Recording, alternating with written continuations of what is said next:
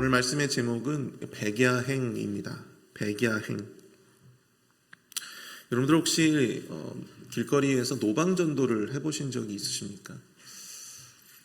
길거리에서 노방전도를 하다 보면 참 재미있는 순간들이 많이 겪게 되는데요.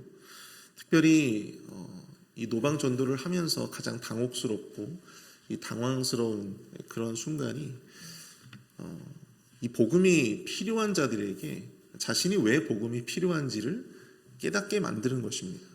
쉽게 말하면 자기 스스로 죄인임을 인정하게 만드는 그러한 것입니다. 당신이 죄인이라고 하면 대부분의 사람들은 내가 왜 죄인이냐고 이야기를 합니다. 내가 뭐가 그렇게 큰 잘못을 저질렀길래 내가 그렇게 큰 죄인이냐. 그러니까 대부분 자신은 다른 사람들은 몰라도 나는 그래도 천국에 갈 수 있을 것 같다. 이제 그렇게 많이 생각들을 하십니다. 그래서 그분들에게 내가 왜 죄인이며 또 내가 왜 복음이 필요한 존재인가, 왜 예수 그리스도가 나를 위해서 죽으셨나, 이것을 설명한다고 하는 것이 굉장히 어렵다라고 하는 것이죠. 우리는 수없이 수많은 죄와 또한 이 회개에 대한 말씀을 듣습니다. 그런데 실제 회개하며 자신의 삶을 바꾸어 나아가는 그런 사람들은 많지 않습니다. 왜 그럴까? 제가 한참 이렇게 노방전도를 하면서 그때 경험했던 생각들을 돌이켜보면 우리 모두가 그렇게 내가 회개할 만큼 그렇게 큰 죄인은 아니라고 생각을 하기 때문입니다. 성경에서 언급하는 회개가 필요한 이 악인의 회중들에 바로 자기 자신은 결코 들어갈 리가 없다, 그렇게 생각을 하기 때문이죠. 이러한 영적인 안일함이 우리 안에 있는 것은 아닐까라고 하는 생각들을 해보게 됩니다. 오늘 본문에 등장하는 여로보암도 그 누구보다도 회개가 필요한 사람이었어요. 근데 그럼에도 불구하고 그는 끝내 자신의 삶을 회개로 끝을 맺지 못합니다. 오늘 새벽에는 죄인 여로보암의 가문의 죽음, 또 그 아들의 죽음과 또 이 여로보암의 가문의 죽음을, 멸망을 보면서 우리 자신을 돌아보는, 그러면서 영적인 교훈을 함께 몇 가지 살펴보기를 원합니다. 첫 번째로, 회개하지 않는 이 죄인의 내면에 가득한 것은 바로 두려움이다라고 하는 것입니다. 회개하지 않는 죄인의 내면에 가득한 것은 바로 두려움입니다. 오늘 보면 1절은 이렇게 시작을 하고 있습니다. 그때 여로보암의 아들 아비야가 병든지라. 여로보암의 아들 아비야가 병에 들었다고 시작을 합니다.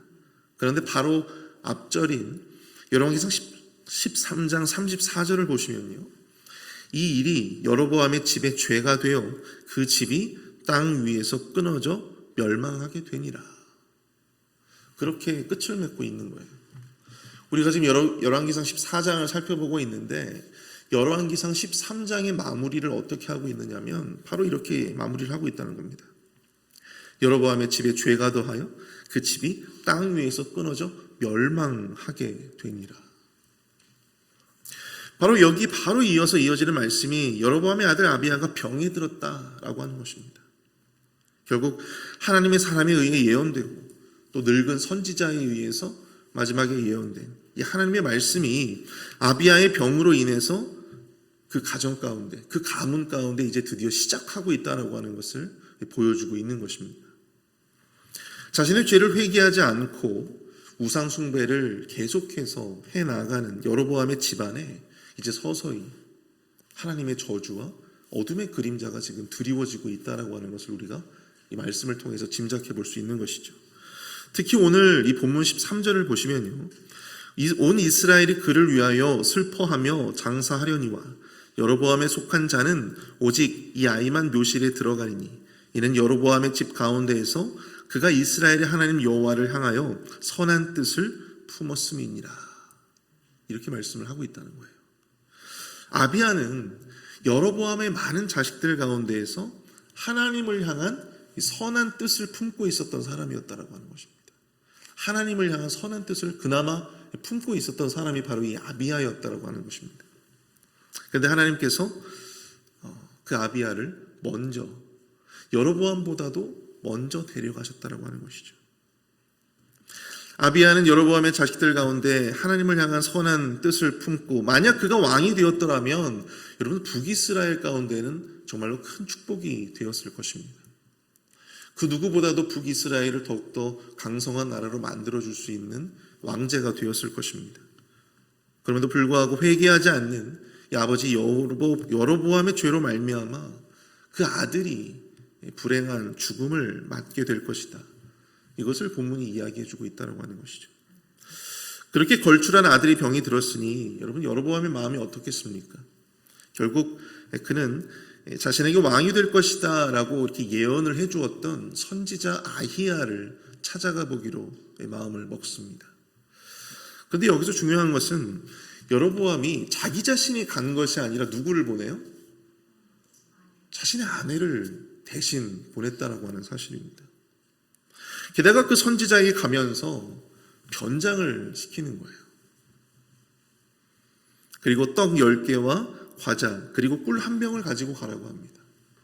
평범한 여인네처럼 왕의 아내가 아니라 왕비가 아니라 평범한 당시의 북이스라엘의 여인네의 모습을 하고 그리고 평범한 사람들이 가지고 갈 법한 그러한 선물을 해가지고 그렇게 찾아가라고 했던 것입니다. 아내가 왕의 아내라는 것을 눈치채지 못하게 하려고 했던 것이죠. 여기서 아내에게 이와 같은 일을 시킨 이유가 무엇일까? 여러분 이미 세상 사람들은요, 이 선지자들, 앞서 제가 말씀드렸던 이 선지자들을 통해서 여로보암의 가문 가운데 하나님께서 어떠한 저주를 내리셨는지가 이미 다 소문이 퍼져 있었어요. 하나님께서 이 여로보암의 가문 가운데 어떠한 방식으로 저주를, 심판을 감당하실지, 이루어내실지를 벌써 이 북이스라엘 전체에는 그것이 소문이 나 있었습니다. 자, 그런 가운데에서 지금 자신의 아들이 병을 얻게 되었습니다. 다른 누구보다도 여로보암 자신은 이 모든 일이 자기 자신의 죄로 말미암아 자기 자신의 아들이 지금 그 죄의 값을 당하고 있다라고 하는 사실을 누구보다도 잘 알고 있었다라고 하는 것을 우리가 깨닫게 된다라고 하는 것입니다. 그래서 세상 사람들 모르게 지금 이 아히야에게 찾아가서 도움을 구하려고 했다라고 하는 것이죠. 우리가 부모와 자녀 사이에 혹은 이 부부 사이에 간혹 다툴 때가 있습니다. 그런데 대부분 그 다툼과 싸움에서 여러분들 그 누구보다도 자신이 잘못했다라고 하는 것을 알아요? 몰라요? 몰라요? 알죠. 네. 여러분 싸움을 할 때는요 보통 내가 잘못했다라고 하는 것을 다 인지를 합니다. 아, 내가 잘못했네 깨달아요. 그럼에도 불구하고 사과가 나와요 안 나와요? 아, 내가 미안하다 잘못했다 이 말이 나옵니까 안 나옵니까? 안 나와요. 안 나와요. 그리고 오히려 더 심한, 오히려 더 센 말로, 더 심한 말로 상대방에게 상처를 주는 모습들을 우리가 보게 된다라고 하는 것이죠. 누구보다도 자기 자신이 잘못했다라고 하는 것을 알고 있어요. 누구보다도 내 죄가 무엇이다라고 하는 것을 알고 있습니다. 그럼에도 불구하고 그 죄를 인정하기가 싫은 것이 바로 인지상정이에요. 모든 사람들의 마음, 내면의 모습이다라고 하는 것입니다. 여러분들 모두가 마치 저만 그런 것처럼 그렇게 보시는 것 같은데 그런 것이 아니고요. 모든 사람들이 다 그런 거예요. 눈에 넣어도 아프지 않을 법한 똑똑하고 착한 아들을 지금 잃게 생긴 마당에 여러분 자기 자신의 자존심이 뭐가 그렇게 중요하다고 자기 아내를 변장까지 시켜가면서 그렇게 아이에게 보내고 있습니까? 마땅히 자기 스스로가 먼저 그 선지자 아이야를 찾아가서 자신의 죄를 고백하고 제발 좀 나 좀 살려달라고 우리 아이를 좀 살려달라고 그렇게 매달려야 되지 않겠습니까? 근데 여로보암의 모습은 자신의 죄를 인정하기가 싫은 거예요.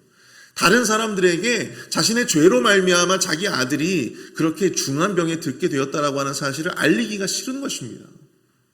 그러니까 자기가 직접 가지 않고 자기 아내를 변장까지 시켜가면서 그렇게 아이에게 지금 찾아가고 있는 모습을 우리가 보게 된다라고 하는 것이죠.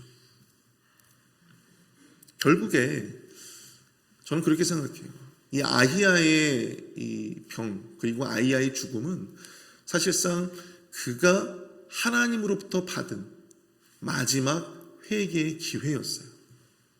마지막 회개의 기회였습니다. 우리가 오늘 본문을 통해서 살펴보았듯이 여로보암은 결국 어떻게 됩니까? 죽게 되잖아요. 그 아들도 죽게 되고. 바로 하나님으로부터 받게 된 마지막 회개의 기회였어요. 기회였습니다. 그럼에도 그는 그 결정적인 기회를 놓쳐버리고 말았다라고 하는 사실입니다. 사랑하는 성도 여러분, 회개하지 않는 죄인의 내면 가운데 가득한 것이 무엇일까요? 저는 결국 그것이 두려움이라고 생각이 됩니다. 자신의 자존심, 자신의 기득권, 그리고 자신의 생각과 명분, 그 모든 것을 다 포기하고 내려놔야 하는 거예요. 그것이 두려운 것입니다. 그것을 인정하기가 싫어서 결국 자신의 죄를 하나님 앞에 인정하지 않고 다시금 하나님께로 돌아갈 수도 없는 그런 반복되는 악순환을 회개하지 않는 죄인들은 경험하게 된다라고 하는 사실이죠. 그래서 그 두려움 때문에 회개를 주저합니다.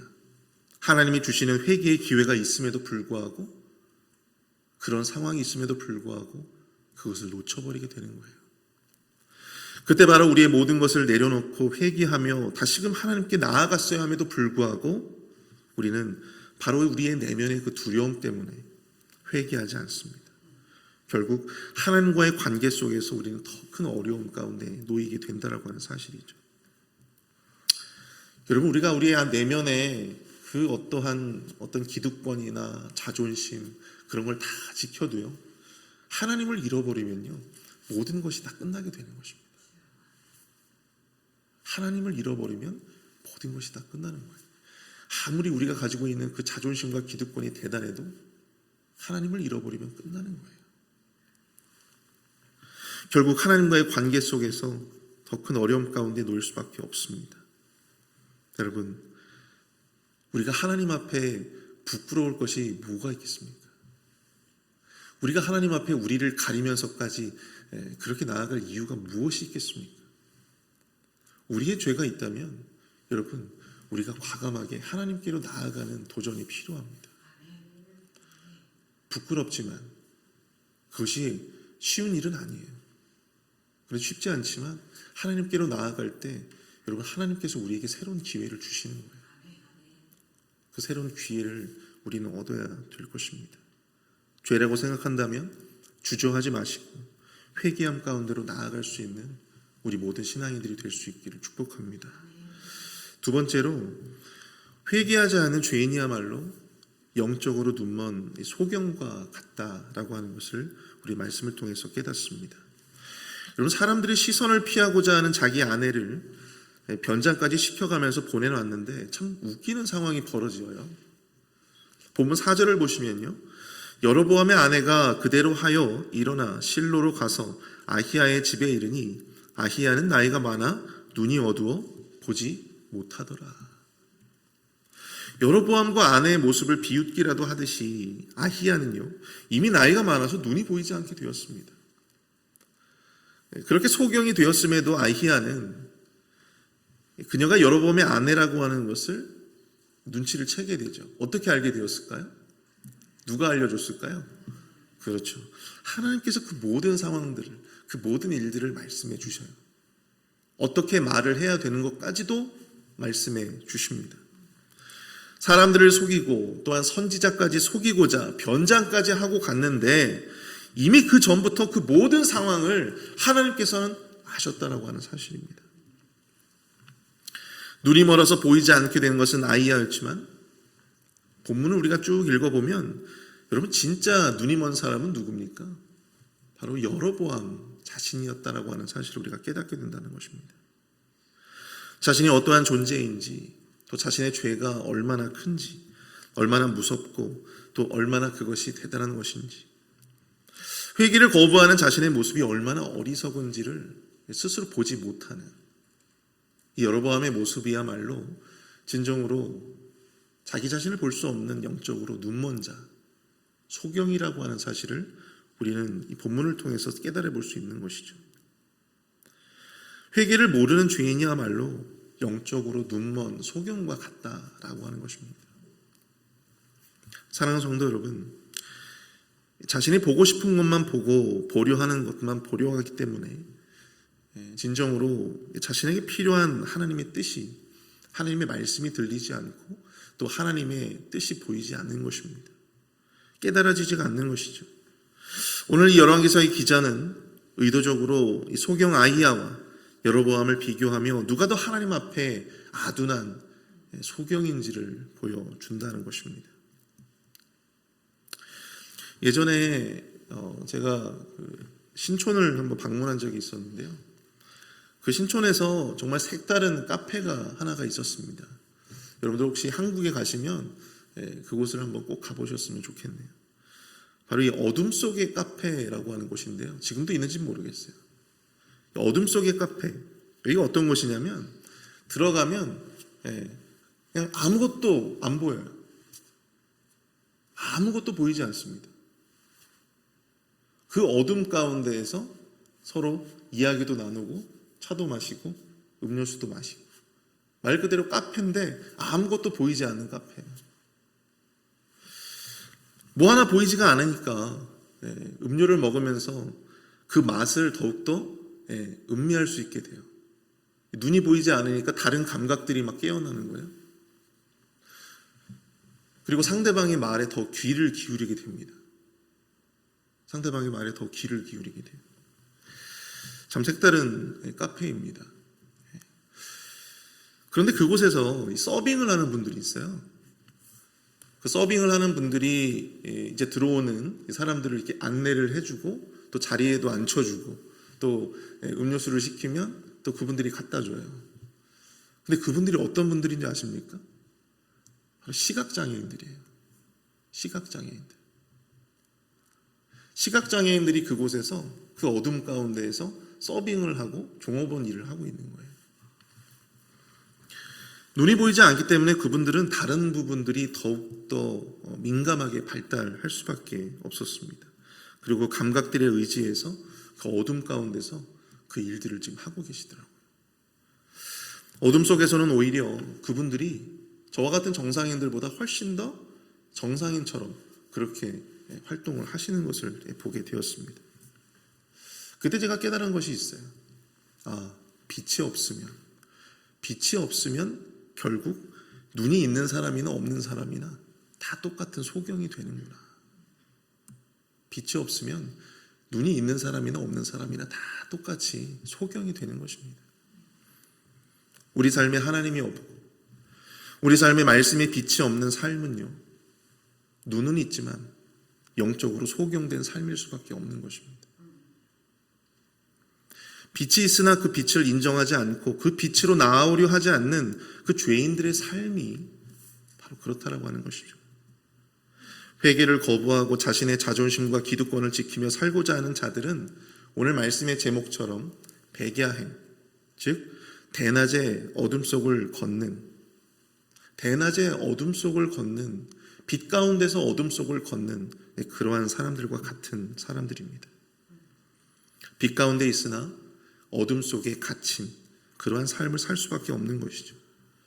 그러므로 우리는 그 어둠으로부터 나와야 합니다. 우리의 영적 소경됨을 인정하고 우리의 영의 눈을 떠야 합니다. 빛 가운데로 다시금 나아가야 한다라고 하는 사실입니다. 세상 사람들 모두가 자신의 죄인됨을 제대로 보지를 못합니다. 아니, 보지 않으려고 어쩌면 두려워서 피하는 것일 수도 있습니다. 부끄럽고 수치스럽기 때문이죠. 그래서 늘 우리는 핑계를 댑니다. 그러나 그럼에도 불구하고 우리는 봐야 합니다. 우리의 연약함을 또 우리의 죄악을 솔직하게 마주해야 한다라고 하는 사실입니다. 그렇지 않으면 우리는 한 단계 더 성장하고 나아갈 수가 없어요. 우리에게 열려져 있는 또 다른 기회를 우린 놓쳐버리고 말 것입니다. 갑자기 아브라함에게 제물로 바칠 수 있었던 어린 양이 보여졌던 것처럼 하나님이 우리를 위해서 예비해 놓으신 새로운 길, 그 축복의 길을 우리가 온전히 영의 눈을 활짝 뜨고 영의 눈을 활짝 떠질 때에야 비로소 그것이 보인다라고 하는 사실입니다. 사랑하는 성도 여러분, 우리의 연약함과 죄와 또한 허물을 마주하시고 여러분 피하지 마시기를 바랍니다. 그리고 회개 가운데로 나아가는 새로운 길, 그 새로운 기회를 붙잡으시는 저와 여러분들이 될 수 있기를 축복합니다. 여로보암의 가문 가운데 드리운 그 어둠의 그림자가 결코 우리의 삶의 이야기가 되지 않기를 축복합니다. 우리 오늘 말씀을 생각하면서 우리가 좀 함께 좀 기도했으면 좋겠습니다.